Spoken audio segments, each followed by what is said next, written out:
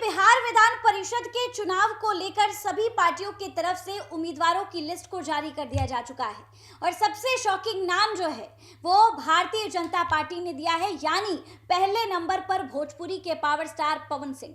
देखिए, इस तरीके के कयास लगाए जा रहे थे कि पावर स्टार को इग्नोर किया जा रहा है पार्टी की तरफ से। वहीं बड़े नेताओं का यह भी कहना था कि कोई बड़ी जिम्मेदारी दी जाएगी।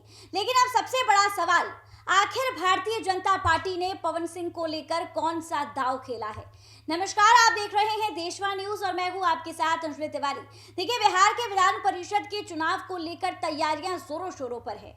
सभी पार्टियों ने उम्मीदवारों की लिस्ट को जारी कर दिया है और सबके लिस्ट में नए नए चेहरे नजर आ रहे हैं। और इसी बीच भारतीय जनता पार्टी की अगर बात की जाए तो उनके उम्मीदवारों की लिस्ट में जो सबसे ज्यादा चर्चित चेहरा है, जिसको लेकर काफी ज्यादा चर्चाएं की जा रही हैं, जिसकी चर्चा भोजपुरी इंडस्ट्री से लेकर राजनीति तक हो रही है, वो नाम भोजपुरी स्टार पवन सिंह का है।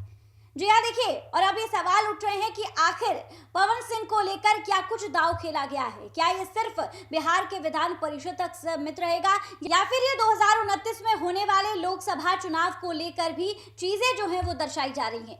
तमाम तस्वीरें सामने आई जहां पर उम्मीदवारों की लिस्ट जारी होने के बाद भोजपुरी के पावर स्टार पटना आए। बीजेपी कार्यालय में उन्होंने सम्राट चौधरी के साथ मुलाकात की, बाकायदा तस्वीरें साझा की और मीडिया कर्मियों से मुखातिब हुए और इसके साथ ही संजय सरावगी के साथ भी उनकी तस्वीर सामने आई।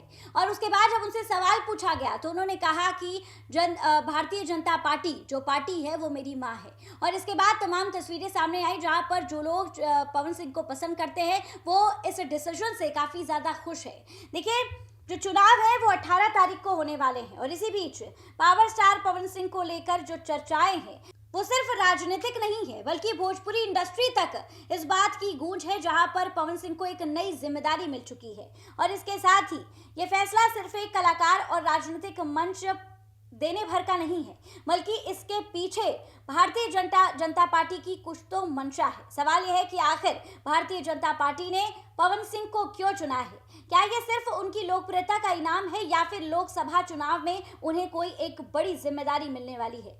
भोजपुरी फिल्म इंडस्ट्री के पवन सिंह का नाम किसी परिचय का मोहताज नहीं है। भोजपुर जिले के जोकहरी गांव के से निकलकर उन्होंने एक मकाम हासिल किया है जहां तक पहुंचना किसी भी क्षेत्रीय कलाकार के लिए आसान नहीं होता है। भोजपुरी संगीत और फिल्मों के क्षेत्र में उन्होंने अपना बड़ा नाम जो है वो किया है और अब भोजपुरी पावर स्टार की एंट्री बिहार की राजनीति में हो चुकी है। देखिए, राजनीति में एंट्री काफी समय पहले हो गई थी और लोकसभा चुनाव के दौरान ही उन्होंने निर्दलीय चुनाव जो है वो काराकाट से लड़ा था, लेकिन उसके बाद बीच में उन्होंने ब्रेक ले लिया और अब तस्वीरें सामने आ रही हैं जहां पर एक और बार भारतीय जनता पार्टी की तरफ से पवन सिंह को एक बड़ी जिम्मेदारी दी गई है।